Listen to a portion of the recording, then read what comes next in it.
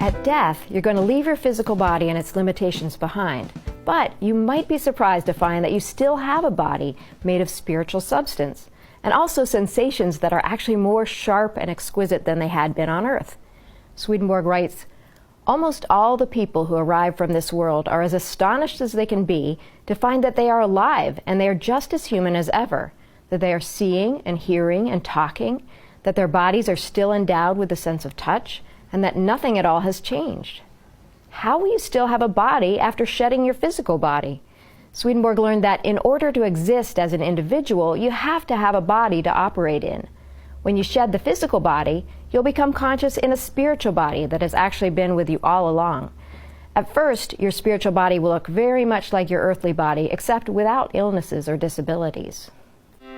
When we enter the spiritual world, or our life after death, we are in a body as we were in this world.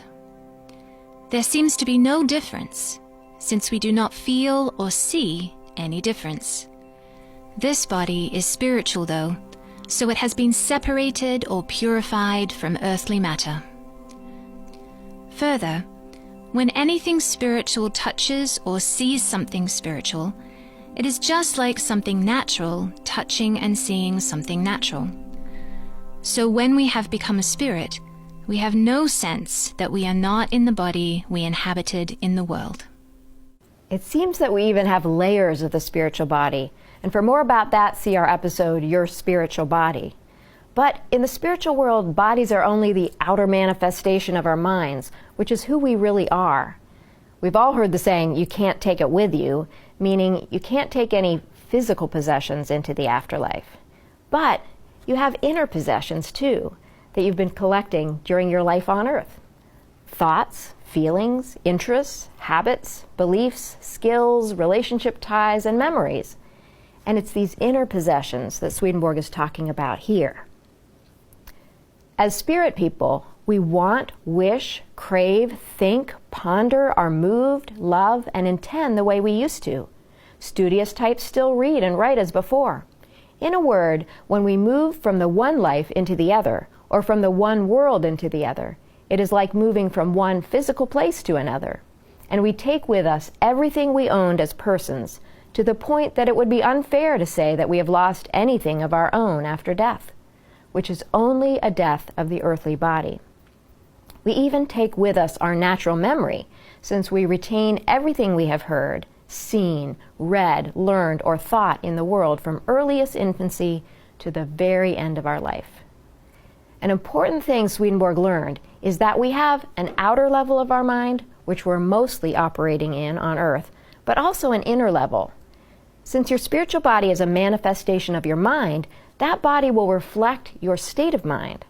When first arriving in the afterlife, you'll be in a similar state of mind as you were on earth, thinking from your outer mind.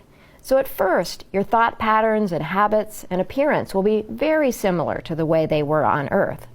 But soon your deeper feelings and beliefs will start to emerge. And because your spiritual body reflects your state of mind, your appearance will gradually change to reflect who you are inside. When we first enter the world of spirits, our spirit has a similar face and tone of voice as it did in the world. This is because at that point, we are in the state of our external concerns, with our deeper concerns not yet uncovered. This is our initial state after decease. Later though, our face changes and becomes quite different.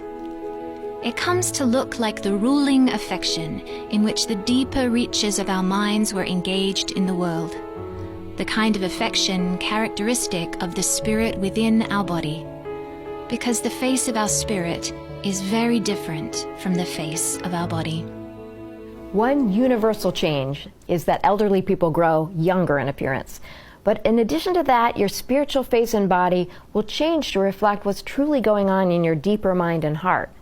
It will be a powerful way to learn about who you are beyond your physical heredity and the clutter of earthly concerns. And this process will bring your life and identity into better focus and clarity, because your spiritual face and body will do away with any pretense, helping you to better understand yourself and what you want and need. Swedenborg observed these facial changes in the afterlife, and he wrote about it in Heaven and Hell. People who were engaged in good affections had lovely faces, while people who were engaged in evil affections had ugly ones. Seen in its own right, our spirit is nothing but our affections, whose outward form is our face. The reason our faces change is that in the other life, no one is allowed to pretend to affections they do not really have. So we cannot put on a face that is contrary to the love we are engaged in. We are all refined down to a state in which we say what we think and manifest in expression and act what we intend. This is why our faces all become forms and images of our affections. Now, some have wondered if we have to be nervous about our true selves showing in our faces, but I think it will be more of a relief than anything else. How much stress in earthly life comes from putting on appearances of one kind or another, trying to appear as someone that we're not? This earliest stage after death is not about perfection, but about finally understanding things about yourself that were fuzzy and confusing on earth. This is going to help you move forward. On earth, it's hard to tell what is really you and what is just outer influences and circumstances. In the afterlife, just looking in a mirror could tell you more about your true self than you've ever understood before. And remember, you'll be showered with all this unconditional love. So whatever you see can be supported by that love.